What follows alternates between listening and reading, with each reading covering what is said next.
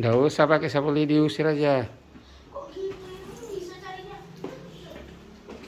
Ayo kita berangkat menuju tempat sholat Id.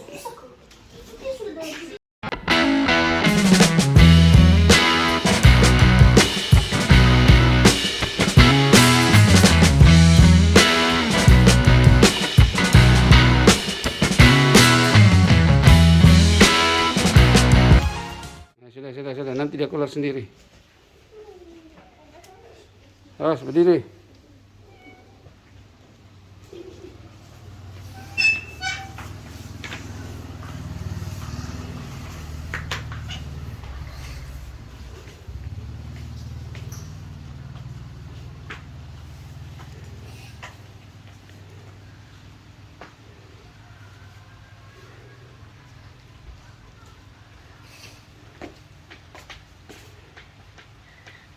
Hujan.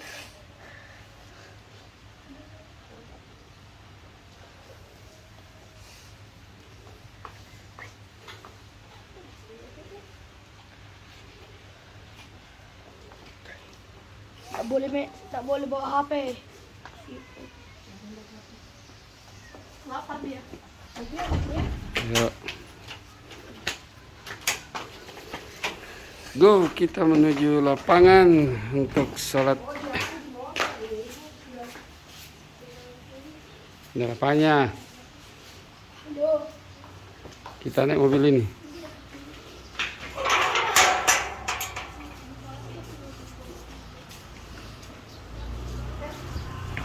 Hey.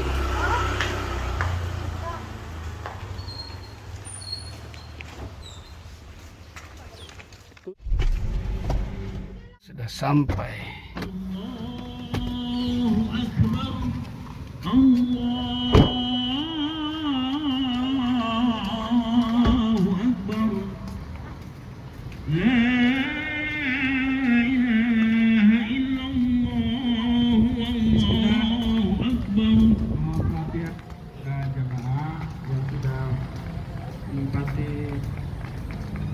Karpetnya mau saya ganti dengan karpet bagus yang merah, kemudian yang depan ini kita mundurkan ke belakang, ya. Bisa Pak ya, maaf, ya. Yang depan aja Pak. Yang depan aja, kalau mau berdiri, Pak, karena kami mau ganti karpetnya lebih bagus. Oh iya, tolong anak-anak yang ini karpet itu dulu, kita kurangkan.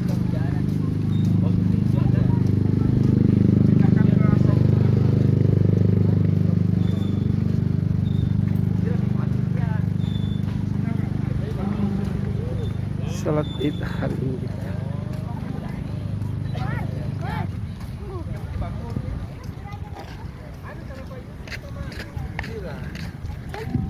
Der. Di belakang, di belakang. Allahu Akbar. Bahasa ini. Di belakang aja kita nanti takut. La ilaha illallah, Allahu Akbar. Allahu Akbar walillahil hamd. Bebas DC. Lampunya masih nyala. Bertiga Pak. Sama Ibu. Allahu Akbar. La ilaha Lapangan Langlang. Allahu Akbar. Allahu Akbar walillahil hamd. Allahu Akbar. Allahu Akbar. La ilaha illallah. Allahu Akbar. Allahu Akbar walillahil hamd. Bahasa. Allahu Akbar. Allahu Akbar. Sini aja. La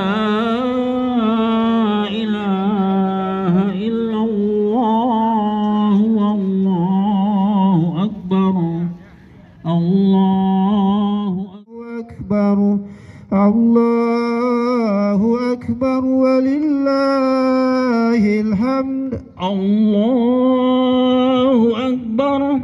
Allahu Akbar. La ilaha illallah. Wallahu Akbar.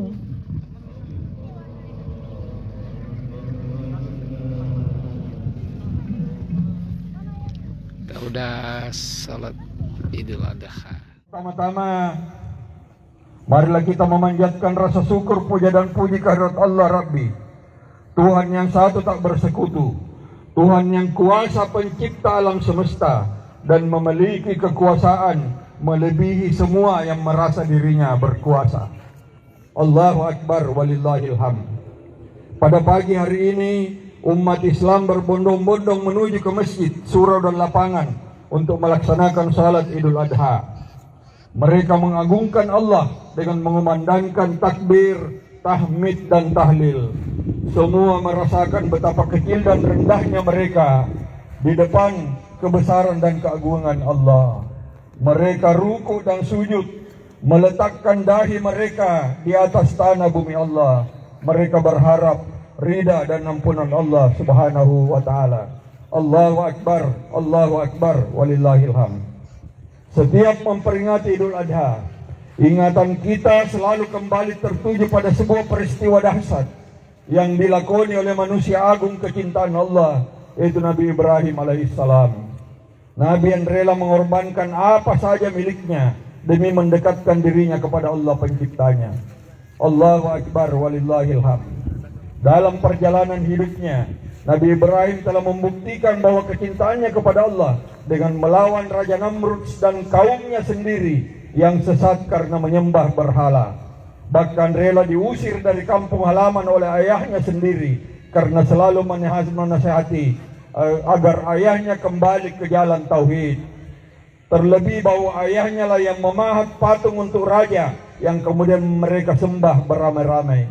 Sesuatu yang membuat hati Ibrahim berontak. Di tengah kesesatan kaumnya karena menyembah berhala, Ibrahim tiada hentinya melakukan penelusuran spiritual mencari Tuhan. Falamma janna alaihi lailu ra'a kaukaban qala hadza rabbi falamma afala qala la uhibbul afilin. Ketika Ibrahim melihat sebuah bintang yang terang, maka Ibrahim mengatakan, inilah Tuhanku. Tetapi ketika bintang itu tenggelam, dia berkata, saya tidak suka kepada yang tenggelam. Al-An'am 76. Selanjutnya Ibrahim melihat bulan. Falamma ra'al qamara basigan qala hadza rabbi. Falamma afala qala la illam yahdini rabbi la akunanna minal qaumid dallin. Ketika melihat bulan terbit dan berkata, inilah Tuhanku. Tetapi setelah bulan itu terbenam, dia berkata, sesungguhnya jika Tuhanku tidak memberi petunjuk kepadaku, pastilah aku termasuk orang yang sesat. Selanjutnya Ibrahim melihat matahari yang lebih besar. Falamma ra'asy-syamsa basigatan qala hadza rabbi hadza akbar. Falamma afalat qala ya qaumi inni bari'un mimma tusyrikun. Kemudian tatkala ia melihat matahari terbit, dia berkata, inilah Tuhanku, ini yang lebih besar. Maka tatkala matahari itu terbenam, dia berkata, hai kaumku, sesungguhnya aku berlepas dari apa yang kamu persekutukan. Hadirin sekalian, jamaah Idul Adha yang saya hormati, Ibrahim melihat tanda-tanda alam, bintang yang kemudian terbit dan tenggelam, bulan yang muncul kemudian hilang, matahari yang terbit kemudian terbenam. Ibrahim mengatakan tidak mungkin semua ini sia-sia, tidak mungkin ini berjalan spontan tanpa ada penciptanya. Sehingga Ibrahim berkata, inni wajjahtu wajhiya lillazi fataras samawati wal ardh hanifan wa ma ana minal musyrikin. Sesungguhnya aku menghadapkan diriku kepada Rabb yang menciptakan langit dan bumi dengan cenderung kepada agama yang benar, dan aku bukanlah termasuk orang-orang yang mempersekutukan Tuhan. Allahu Akbar walillahil hamd. Hadirin sekalian berbahagia, dalam khutbah Idul Adha ini saya mengambil tema meneladani keluarga Nabi Ibrahim dalam mendekatkan diri kepada Allah Subhanahu wa taala. Dalam menjalani kehidupannya, Dan dalam usaha mendekatkan diri kepada Allah, Ibrahim mendapatkan beberapa cobaan yang tidak ringan. Dalam cobaan-cobaan ini, Allah ingin membuktikan apakah Ibrahim akan goyah keimanannya dengan cobaan tersebut. Yang pertama, ketika Ibrahim membawa istri dan anaknya dari Palestina ke Mekah, dia tinggalkan anak dan istrinya di lembah yang gersang, di mana pohon saja tidak bisa tumbuh. Sebagai seorang ayah yang mencintai anak dan istrinya, pasti akan sangat khawatir meninggalkan mereka di lembah yang sangat gersang. Akankah mereka bisa hidup atau mereka akan mati kelaparan dan kehausan? Demikian pula Hajar istri Ibrahim ketika melihat keadaan di sekelilingnya, di sekeliling lembah sekitar Ka'bah, di mana dia akan ditinggalkan oleh suaminya. Sempat ragu bagaimana dia bisa bertahan hidup dengan anaknya yang masih bayi. Oleh karena itu ketika Ibrahim meninggalkannya, Hajar bertanya kepada suaminya, "Mengapa engkau meninggalkan kami di sini?" Ibrahim tidak menjawab dan terus berjalan. Hajar lanjut bertanya, "Apakah ini perintah Allah?" Barulah Ibrahim mengangguk.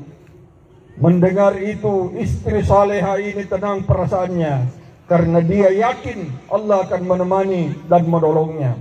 Hal ini diabadikan di dalam Al-Quran. Rabbana inni askantu min surriyati biwadin ghairi dzi sar'in inda baitikal muharram. Rabbana liuqimus salata waj'al afdatan minan nas. Yang artinya, ya Tuhan kami, sesungguhnya aku telah menempatkan sebagian keturunanku di lembah yang tidak mempunyai tanam-tanaman di dekat rumah engkau atau Baitullah yang dihormati. Ya Tuhan kami, yang demikian itu agar mereka mendirikan salat. Maka jadikanlah hati sebagian manusia cenderung kepada mereka, dan beri rezekilah mereka dari buah-buahan, mudah-mudahan mereka bersyukur. Allahu Akbar walillahil hamd. Dalam kisah ini terlihat betapapun secara rasional tidak mungkin seorang ibu dengan anak yang masih bayi bisa hidup di alam yang tandus, yang pepohonan saja tidak bisa tumbuh. Namun Ibrahim berbesar hati meninggalkan keluarganya karena Nabi Ibrahim yakin akan pertolongan Allah. Ibrahim yakin bahwa tidak mungkin Allah akan menyia-nyiakan hambanya. Demikian pula Hajar. Setelah melihat kondisi lembah di mana dia ditinggalkan bersama anaknya, dia pun akan putus asa seandainya dia tidak mengetahui bahwa itu adalah perintah Allah. Sebagai istri yang soleha, selain karena taat dengan suaminya, dia juga yakin bahwa Allah akan selalu bersamanya. Allah akan selalu memberikan pertolongan kepadanya dan kepada anaknya Ismail. Allahu Akbar walillahil hamd. Ujian yang kedua yang lebih dahsyat, ketika datang perintah dari Allah untuk menyembelih anaknya. Ketika Ismail tumbuh dan menjelang remaja, serta telah mampu membantu ayahnya untuk bekerja, datanglah perintah Allah untuk menyembelih anak kesayangan yang telah lama dirindukan kehadirannya. 86 tahun Ibrahim berdoa, Rabbi habli minas salihin. Ya Tuhanku, anugerahkanlah kepadaku seorang anak yang termasuk orang yang saleh. Doa Ibrahim dikabulkan oleh Allah dengan lahirnya Ismail. Fabassarnahu bigulamin halim. Maka kami beri dia kabar gembira dengan seorang anak yang amat sabar. Dari kisah ini bapak-bapak, ibu-ibu dan saudara-saudara sekalian, kita lihat bahwa berdoa harus selalu kita lakukan dan tidak boleh putus asa. Nabi Ibrahim saja yang sangat dekat kepada Allah, bahkan sebagai orang yang dikasihi oleh Allah atau Halilullah, baru terkabul doanya setelah 86 tahun dengan lahirnya Ismail. Tentu sangat wajar jika Nabi Ibrahim sangat menyayangi anaknya. Selain telah lama dirindukan kehadirannya, Ismail juga tumbuh sebagai anak yang soleh. Dan setelah Ismail tumbuh menjadi remaja dan telah mampu membantu ayahnya bekerja, muncullah ujian yang sangat berat ketika Ibrahim diminta oleh Allah untuk menyembelih anaknya. Falamma balaga ma'ahu sa'ya qala ya bunayya inni ara fil manami anni asbahuka fanzur ma satara. Maka tatkala anak itu sampai pada umur yang sanggup berusaha bersama Ibrahim, Ibrahim berkata kepada anaknya, wahai anakku, sesungguhnya aku melihat dalam mimpi bahwa aku menyembelihmu. maka pikirkanlah apa pendapatmu. Bayangkan seandainya Ismail bukan anak saleh, tentu mencari berbagai alasan untuk melemahkan keyakinan ayahnya. Mungkin saja dia mengatakan, "Hai ayah, itu kan hanya mimpi, hanya bunga-bunga tidur. Mengapa ayah percaya?" Namun Ismail tahu bahwa ayahnya seorang nabi dan mimpinya itu benar dari Allah Subhanahu wa taala. Oleh karena itu setelah ayahnya menyampaikan tentang mimpinya, Ismail menjawab, "Qala ya abati iflal ma tu'mar, satajiduni insyaallah minas sabirin." Hai bapakku, kerjakan apa yang diperintahkan kepadamu. Insyaallah kamu akan mendapatiku dalam keadaan sabar. Allahu Akbar, walillahil hamd.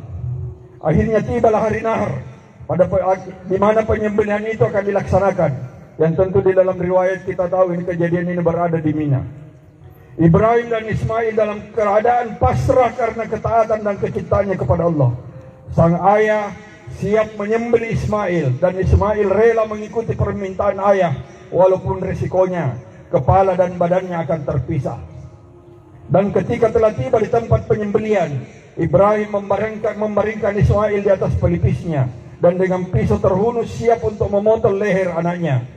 Allah menyaksikan bahwa Ibrahim betul-betul membenarkan mimpi itu, dan Ibrahim telah membuktikan bahwa kecintaannya kepada Allah melebihi kecintaannya kepada siapapun, termasuk kepada anak yang puluhan tahun dirindukan kehadirannya. Selanjutnya Allah berfirman di dalam surah Safat 141-149 saat yang artinya, "Hai Ibrahim, sesungguhnya engkau telah membenarkan mimpi itu. Sesungguhnya demikianlah kami memberi balasan kepada orang-orang yang berbuat baik. Sesungguhnya ini benar-benar ujian yang nyata, dan kami tebus anak itu dengan seekor sembelihan yang besar. Dan kami abadikan untuk Ibrahim pujian di kalangan orang-orang yang datang kemudian. Selamat sejahtera bagi Ibrahim." Allahu Akbar, walillahil hamd.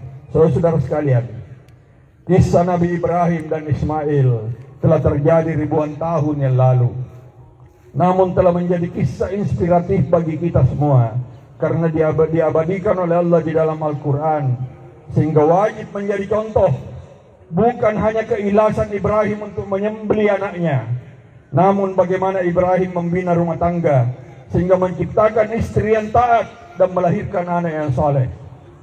Saat ini banyak keluarga yang terpengaruh oleh budaya barat, sehingga tercipta keluarga yang individualis, bahkan liberal.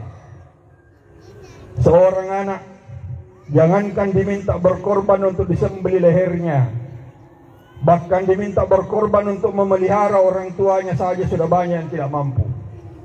Banyak orang tua yang di hari tuanya menderita hidupnya, padahal semua anaknya hidup mampu. Banyak anak yang menganggap ibu dan bapaknya sebagai beban di dalam rumah tangga. Sebagai contoh, akan saya sampaikan 3 buah kisah berikut ini. Yang pertama, sebuah kisah terjadi di rumah seorang eksekutif muda. Ketika dia kembali dari kantor, dia menyaksikan ibunya sementara makan di meja makan. Karena tangan ibunya yang sudah gemetar, sehingga makanan yang akan dia masukkan ke dalam mulutnya sebagian terkena di sudut bibirnya, sehingga makanan itu terhambur di meja makan. Melihat keadaan itu, anaknya yang direktur perusahaan tersebut berteriak kepada istrinya, "Sudah lama saya katakan, masukkan ibu ke panti jompo. Coba lihat meja makan itu terhambur makanan. Bayangkan kalau dalam keadaan begitu dan ada tamu saya yang datang dan melihat keadaan tersebut, maka saya akan malu." Istrinya mengatakan, "Pak, tidak usah, itu kan ibumu." Ibunya yang masih duduk di depan meja makan mengatakan, "Nak, ibu ikhlas, engkau masukkan ibu ke panti jompo. Ibu tidak ingin mengganggu kebahagiaan rumah tanggamu." Mendengar itu, dengan senang hati anaknya menyiapkan barang-barang ibunya dan segera dia bawa ke panti jompo. Di panti jompo, sang anak yang hebat ini menitipkan ibunya sambil mengatakan, "Rawat ibu saya. Berapapun biayanya tidak ada masalah." Setelah sehari, ibunya tinggal di panti jompo. Setelah ibunya tidak ada lagi di rumah, Kamar yang selama ini ditempati oleh ibunya dibersihkan oleh sang anak. Kamar yang memang sangat berantakan.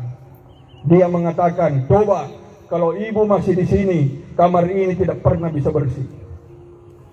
Sementara dia bersihkan tempat tidur ibunya, di bawah kasur dia melihat sebuah buku yang sudah lusuh, yang tergeletak. Ternyata itu catatan harian ibunya yang dia buat ketika ibunya masih muda. Dia buka halaman demi halaman. Di halaman pertama tertulis, hari ini aku lelah dalam keadaan hamil. Aku harus membantu tetangga mencuci dan menggosok pakaian. Ini harus saya lakukan karena saya butuh uang untuk persiapan saya melahirkan. Di halaman selanjutnya, walaupun lelah, di malam hari saya harus bikin kue untuk kutitipkan ke warung tetangga besok. Lumayan untuk menambah tabunganku. Membaca itu baru anaknya tersentak. Ya Allah, begitu beratnya beban ibu saya. Ibu yang berjuang sendiri karena ditinggal mati oleh suaminya ketika dia baru berumur kehamilannya 1 bulan. Dia buka lagi halaman berikutnya. Tertulis, hari ini saya melahirkan anak laki-laki. Ternyata cerita orang bahwa melahirkan memang sakit sekali. Tapi begitu anak saya lahir dan saya dengar suara tangisannya, hilang semua rasa sakit dan berganti rasa bahagia. Semoga anak saya sehat dan nanti kelak menjadi anak yang sukses. Dia buka halaman berikut, catatan harian ibunya tertulis, dalam keadaan capek, saya harus keliling kampung menjajakan kue. Saya harus mencari uang untuk persiapan anakku sekolah. Setelah itu dia tidak mampu lagi membaca catatan harian ibunya. Dia menangis dan segera mengambil kunci mobilnya. Dia bergegas mendatangi panti jompo untuk menjemput ibunya kembali ke rumah. Namun sampai di depan panti jompo, begitu kagetnya melihat ada ambulans yang parkir di sana. Dia tanya petugas panti jompo, di mana ibunya? Petugas mengatakan, tadi ibunya tiba-tiba jatuh tidak sadarkan diri. Dipanggilkan petugas dari rumah sakit, tapi ibunya tidak tertolong lagi. Sang pejabat ini baru menyesal. Dia peluk ibunya yang sudah dingin kaku tak bergerak. Dia menangis sejadi-jadinya. Dia teriak, ibu jangan tinggalkan saya akan berjanji membahagiakanmu. Tapi kata-kata itu tak berguna lagi. Ibu yang sudah tak bernyawa ini tidak mungkin bisa hidup lagi. Allahu Akbar, walillahil hamd. Lain lagi kisah yang kebetulan terjadi di Hong Kong. Seorang ibu yang juga single parent atau orang tua tunggal karena ditinggal mati oleh suaminya ketika anaknya masih kecil. Ibu ini bekerja di sebuah pabrik dan gaji bulanannya dia tabung untuk persiapan biaya anaknya sekolah. Setelah anaknya dewasa dan lulus SLTA, dia sekolahkan anaknya ke Amerika Serikat. Dia berharap bahwa dengan kualitas pendidikan yang baik akan memberikan bekal kepada anaknya untuk lebih sukses. Perkiraan ibunya memang benar. Pendidikan anaknya sukses dan bahkan setelah lulus perguruan tinggi di Amerika, dia berhasil mendapatkan pekerjaan dan sekaligus beristri orang Amerika. Berbahagia ibunya mendengar kesuksesan anaknya, bahkan setelah mendapatkan kabar tentang kelahiran cucunya. Menjelang ibunya pensiun, dia putuskan untuk pindah ke Amerika untuk tinggal bersama anak tunggal si matawayang yang telah sukses dia biayai atas kerja kerasnya selama ini. Dia rindu menimang cucu seperti layaknya semua kakek dan nenek yang ingin bermain dan memanjakan cucunya. Ibu ini kemudian bersurat kepada anaknya. Dia utarakan keinginannya untuk pindah ke Amerika setelah dia pensiun. Setelah beberapa waktu lamanya, datanglah surat balasan dari anaknya yang berbunyi antara lain, ibu, saya telah menerima surat ibu dan telah memahami maksudnya. Namun setelah saya diskusikan dengan istri saya, kami putuskan bahwa kami tidak siap menerima ibu karena rumah kami kecil dan khawatir anak kami akan mengalami trauma. Terima kasih ibu telah membesarkan saya dan membiayai sekolah saya. Kami telah menghitung bahwa untuk membesarkan saya, ibu telah mengeluarkan biaya sekitar 30.000 US dollar. Untuk itu, bersama surat ini saya kirimkan selembar cek senilai 40.000 US dollar. Pengganti biaya yang ibu keluarkan. Sekaligus saya lebihkan 10.000 US dollar untuk tambahan biaya ibu selama pensiun. Tergoncang rasanya dunia ini setelah si ibu membaca balasan surat anaknya. Kata-kata kerinduan yang dia bayangkan dari anak yang susah payah dibiayai, ternyata yang dia terima adalah penolakan dan nilai yang begitu rendah dari seorang anak terhadap jerih payah ibunya selama ini. Dua kisah ini adalah kisah yang belum lama terjadi dan mutakhir bapak-bapak dan ibu sekalian. Satu kisah lagi yang akan saya ceritakan yang terjadi pada zaman Rasulullah Muhammad SAW. Suatu waktu Rasulullah SAW didatangi oleh seorang pemuda yang mengadukan orang tuanya kepada Rasulullah karena ayahnya sering mengambil hartanya tanpa seizinnya. Karena pengaduan tersebut, sehingga ayah yang diadukan oleh anaknya itu diminta menghadap kepada Rasulullah. Ketika sang ayah datang, ternyata dia adalah seorang ayah yang sudah tua, yang tidak mampu lagi berdiri kecuali dibantu dengan tongkat. Sedih perasaan Rasulullah melihat laki-laki tersebut. Ketika ditanya, betulkah dia mengambil harta anaknya tanpa izin? Pria itu menjawab, betul ya Rasulullah. Kalau dulu saya kuat ya Rasulullah, anak saya yang lemah. Dulu saya kaya, anak saya yang miskin. Dulu saya jaya, anak saya belum ada apa-apanya. Dulu anak saya sering mengambil harta saya dan saya tidak pernah marah. Sekarang ya Rasulullah, memang saya sering mengambil makanan dari rumah anak saya untuk ibunya di rumah yang sudah sakit-sakitan. Namun ternyata ketika anak saya mengetahui, anak saya marah dan saya diusir dari rumahnya. Untuk itu ya Rasulullah, maafkan orang tua ini yang tidak tahu diri. Mendengar itu, Rasulullah yang memang lemah lembut tak tahan dan meneteskan air mata. Lalu Rasulullah bersabda, engkau dan hartamu adalah milik ayahmu.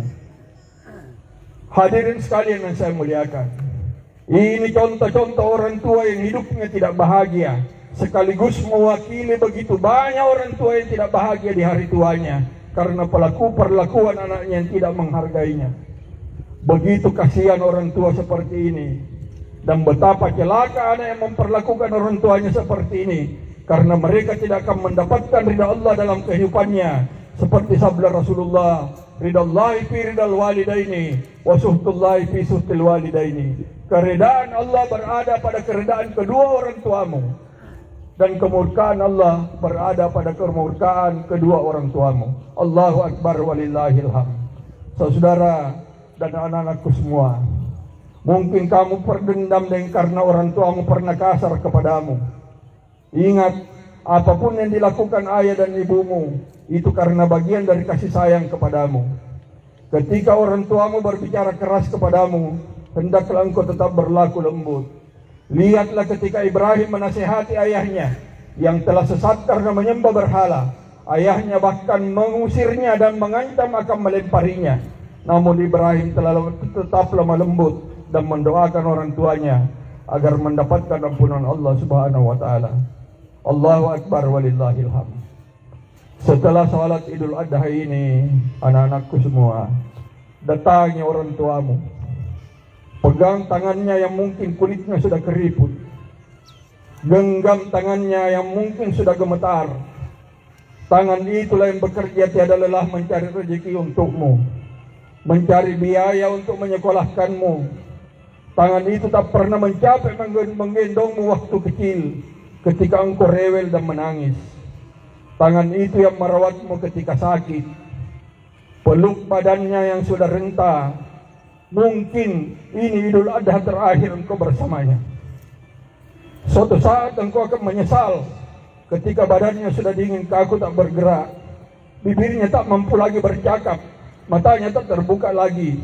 Barulah engkau mengatakan, ibu bapak jangan dulu tinggalkan aku akan membahagiakanmu. Selagi dia masih ada, bahagiakan dia. Allahu Akbar walillahil hamd. Seandainya ibumu yang sudah tidak mampu berjalan, engkau gendong dari tempat ini menuju Mekah, engkau gendong tawaf keliling Ka'bah, sa'i dari Bukit Marwah ke Bukit Safa ke Bukit Marwah, dan engkau gendong ke Raudah, wukuf di Arafah dan melempar jamarat di Mina, belum seimbang dengan darah yang menetes dari rahimnya ketika engkau lahir. Ingat, Allah tidak meminta engkau membalas jasa kedua orang tuamu. Karena Allah tahu apapun yang engkau berikan kepada keduanya tidak akan terbalas sekalipun engkau letakkan bulan di tangan kanannya dan matahari di tangan kirinya. Oleh karena itu, Allah hanya meminta kepada kita untuk berbuat baik kepada kedua orang tua. Sebagaimana firman Allah, wa wasainal insana biwalidayhi hamalathu ummuhu wahnan ala wahnin wa fisaluhu fi amaini an ishkurli wa liwalidayka ilayal masir. Dan kami perintahkan kepada manusia agar berbuat baik kepada kedua orang tuanya. Saya ulangi, agar berbuat baik kepada kedua orang tuanya, bukan membalas kebaikan orang tuanya. Ibunya telah mengandungnya dalam keadaan lemah yang bertambah-tambah dan menyapihnya dalam usia 2 tahun. Bersyukurlah kepadaku dan kepada kedua orang tuamu, hanya kepada aku engkau kembalimu. Saudara dan anak-anakku sekalian, ketika engkau masih kecil, pada waktu kamu sakit, ayahmu tak kenal waktu, hujan dia tembus, gelapnya malam dia lewati, dia berjalan ke apotik mencari obat untukmu. Ayah dan ibumu tidak tahan melihat engkau kesakitan dan menderita. Tapi ketika ayah dan ibumu sudah tua, dia tidak pandai bermanja-manja di hadapanmu. Ketika tengah malam dia sakit, dia berusaha menahan rasa sakitnya karena tidak ingin membangunkan dan mengganggu tidurmu. Kalau akhirnya dia meminta tolong kepadamu di tengah malam, itu karena rasa sakit betul-betul tidak mampu lagi dia tahan. Ketika sakitnya belum berkurang, engkau tanya bagaimana penyakitnya, orang tuamu mengatakan sudah agak baikan. Dia tidak ingin engkau cemas dengannya, dan dia tidak ingin menyusahkanmu membawa dia ke rumah sakit, karena dia tahu biaya pengobatan yang tidak murah. Tidak jarang terjadi, seorang ibu harus membesarkan 5 bahkan 7 anak seorang diri, karena dia telah ditinggal mati oleh suaminya. Dia pontang-panting bekerja untuk membesarkan dan menyekolahkan anaknya. Tapi ketika 7 orang anaknya sukses, belum tentu ke-7 anak ini mampu memelihara ibunya yang membesarkan mereka dengan susah payah. Oleh karena itu, sangat sering terjadi seorang ibu lebih senang tinggal sendirian di rumahnya yang sangat sederhana, yang dia bangun bersama suaminya ketika masih hidup, dibanding dia tinggal di rumah mewah anak-anaknya. Dia merasa senang tinggal di rumahnya yang sudah tua, karena di situ dia merasa sukses membesarkan anak-anaknya, dan di situ dia merasa punya harga diri, hidup tanpa tergantung kepada orang lain, termasuk kepada anak-anaknya sendiri. Allahu Akbar, walillahil hamd. Hadirin sekalian yang saya muliakan, sebagai ikutan kepada Nabi Ibrahim, hari ini dan hari-hari tasyrik, kita disunnahkan untuk menyembelih hewan kurban. Begitu pentingnya ibadah ini, sehingga Rasulullah bersabda, man wajada sa'atan liyudahhiya falam yudahi fala yakrubanna musallana. Siapa yang mampu berkorban tetapi tidak berkorban, kata Rasulullah, tidak usah lagi kunjungi itu tempat-tempat ibadah kami, tidak usah kunjungi masjid, musalla, kalau tidak berkorban pada hari ini padahal dia mampu. Hadirin sekalian, yang kedua, dalam melakukan penyembelihan hewan kurban, yang dinilai oleh Allah bukan daging dan darahnya, tetapi ketakwaan dan keikhlasan kita di dalam melaksanakan kurban. Sebagaimana firman Allah di dalam surah Al-Hajj 37, daging-daging hewan kurban itu dan darahnya sama sekali tidak akan sampai kepada Allah, tetapi yang sampai kepadanya adalah ketakwaan kamu. Demikianlah Allah menundukkannya untuk kamu, supaya kamu mengagungkan Allah atas petunjuknya yang dia berikan kepadamu, dan sampaikan kabar gembira kepada orang-orang yang berbuat baik. Allahu Akbar, walillahil hamd. Pada bagian akhir khutbah ini, sekali lagi saya mengajak seluruh kaum muslimin untuk melaksanakan penyembelihan hewan kurban, karena ibadah ini merupakan ibadah yang sangat istimewa. Sebagaimana Rasulullah bersabda, tidak ada amal manusia pada hari nahar, 10 Zulhijjah dan hari-hari tasyrik berikutnya, yang lebih disukai Allah daripada menyembelih hewan kurban. Sesungguhnya hewan kurban itu akan datang pada hari kiamat dengan tanduknya, kuku dan bulu-bulunya. Sesungguhnya Allah mengampuni orang-orang yang berkurban sebelum tetes darah hewan kurban itu sampai ke tanah. Maka jadikanlah dirimu baik dengan berkurban. Hadirin sekalian yang saya muliakan, memotong hewan kurban merupakan lambang bahwa kita memotong sifat kebinatangan. Ada dua sifat kebinatangan yang harus kita potong, saudara sekalian. Yang pertama, sifatnya binatang itu tidak punya rasa malu. Tidak pernah kita lihat sapi malu berjalan di depan orang banyak tanpa memakai baju. Demikian pula kambing. Oleh karena itu, kalau ada orang yang tidak malu terbuka auratnya di depan orang banyak, maka hari ini dia perlu berkorban untuk menghilangkan sikap kebinatangan yang merasa tidak punya malu. Tidak punya malu mengambil harta orang, dan tidak punya malu mengambil uang rakyat, walaupun bukan haknya. Yang kedua, saudara sekalian, binatang itu tidak punya rasa tenggang rasa. Bapak-bapak dan ibu-ibu bisa lihat, sapi, walaupun ada sapi dipotong di sampingnya, maka sapi di sampingnya tetap bisa makan dengan kenyang. Artinya apa, bapak dan saudara sekalian? Kalau ada orang yang tidak punya tenggang rasa dengan penderitaan orang di sekitarnya, walaupun tetangganya sakit dia tidak peduli, maka itu adalah sifat kebinatangan yang harus kita potong dan kita hilangkan di dalam kehidupan kita. Hadirin sekalian yang saya muliakan, demikian khutbah Idul Adha ini, dan kita akhiri dengan doa, mudah-mudahan kita mendapatkan ampunan dari Allah Subhanahu wa taala. Alhamdulillahirabbil alamin. Hamdan yuwafi ni'mahu wa yukafi mazidah. Rabbana lakal hamdu kama yanbaghi li jalali wajhika karim wa dini sultanik. Asyhadu an la ilaha illallah wahdahu la syarikalah wa asyhadu anna Muhammadan abduhu wa rasuluh la nabiyya ba'da. Allahumma salli wa sallim ala Muhammad wa ala alihi wa ashabihi ajma'in. Amma ba'd. Fa ya ibadallah, ittaqullaha haqqa tuqatih wa la tamutunna illa wa antum muslimun. Allahumma salli ala Muhammad wa ala ali Muhammad kama sallaita ala Ibrahim wa ala ali Ibrahim wa barik ala Muhammad wa ala ali Muhammad kama barakta ala Ibrahim wa ala ali Ibrahim fil alamin innaka Hamidum Majid. Ya Allah, ya Tuhan kami, hari ini kami merayakan Idul Adha sebagai ikutan kami dari Ibrahim alaihissalam. Kami malu kepada Nabi Ibrahim, kekasihmu ya Allah, yang rela menyembelih anaknya untuk menjalankan perintahmu. Sedangkan kami umat Islam yang sebegitu banyak jumlahnya, namun belum banyak yang sanggup melaksanakan pemotongan hewan kurban. Untuk itu ya Allah, murahkan rezeki kami dan perkuat iman kami, agar kami mampu menyembelih hewan kurban untuk mendekatkan diri kepadamu. Ya Allah, ya Tuhan kami datang ke tempat ini dengan membawa begitu banyak kesalahan dan dosa. Dosa mata kami karena melihat yang Engkau tidak perbolehkan. Dosa telinga kami karena mendengar yang Engkau larang. Dosa mulut kami karena mempergunjingkan hal yang membawa mudarat. Dan dosa tangan dan kaki kami karena melakukan pekerjaan yang sia-sia. Ya Allah, ampuni dosa dan kesalahan kami, karena tak ada tempat di mana kami dapat memohon ampunan selain kepadamu.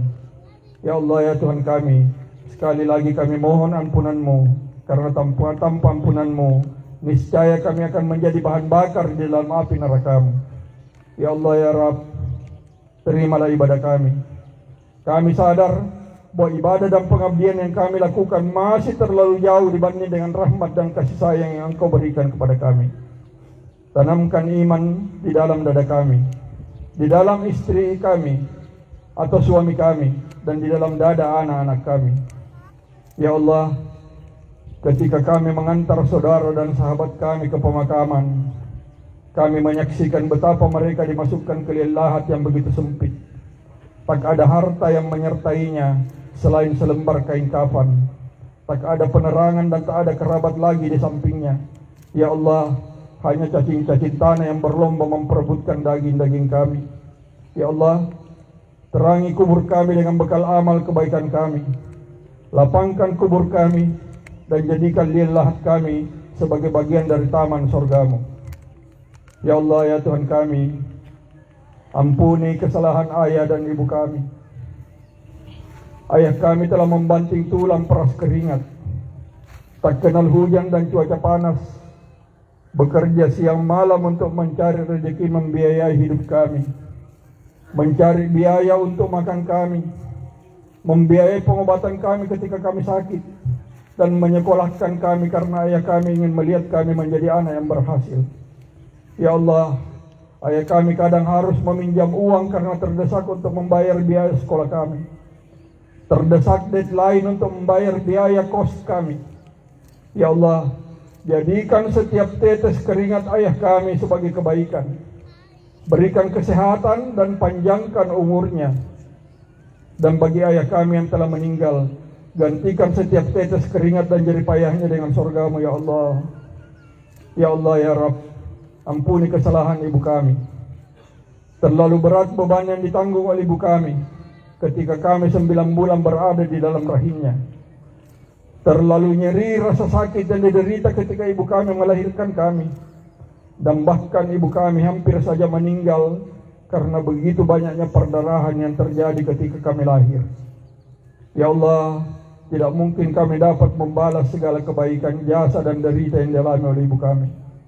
Oleh karena itu, ya Allah, kami serahkan kepadamu agar mengganti setiap tetesan darahnya sebagai kebaikan, menjadikan segala deritanya sebagai amal yang saleh. Panjangkan umur ibu kami agar kami bisa berbuat baik kepadanya, ya Allah. Dan untuk ibu kami yang telah meninggal, gantikan segala kebaikannya, balas segala deritanya dengan kebahagiaan di dalam kuburnya, dan jadikan liang kuburnya sebagai bagian dari taman surgamu. Ya Allah, ya Tuhan kami sadar bahwa ajal dan umur kami berada di dalam genggaman-Mu. Kami sadar bahwa saat ini berbagai penyakit telah menggerogoti tubuh kami, ya Allah. Dan itu adalah peringatan dari-Mu bahwa ajal kami sudah semakin dekat. Namun melalui tempat ini, ya Allah, kami mohon kiranya agar masih memberi kesempatan kepada kami untuk berbuat kebaikan. Panjangkan usia kami, ya Allah, agar kami masih dapat menjalankan segala perintah-Mu. Semoga kami masih dapat menikmati Idul Adha pada tahun mendatang. Namun ya Allah, jika ini adalah Idul Adha terakhir buat kami, gantikan Idul Adha tahun depan dengan surgamu.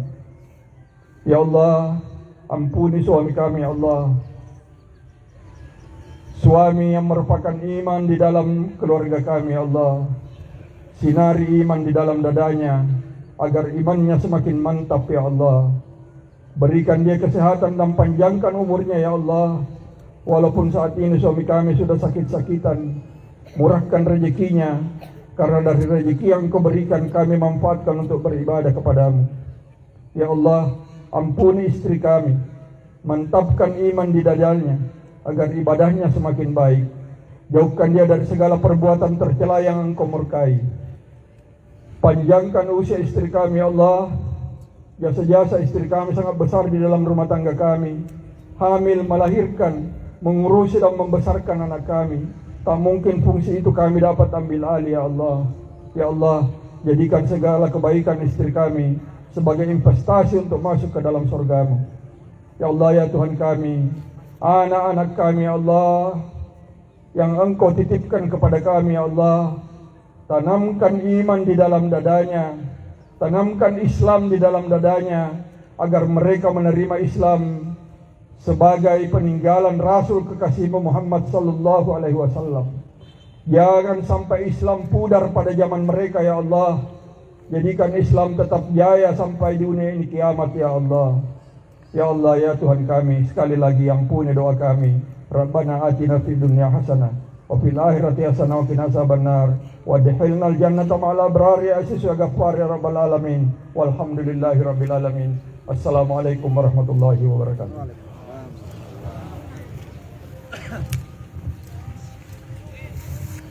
Terima kasih Dr. Haji Sofyan MS dan Ustaz Jafari yang telah memimpin Idul Adha pada hari ini, luar biasa.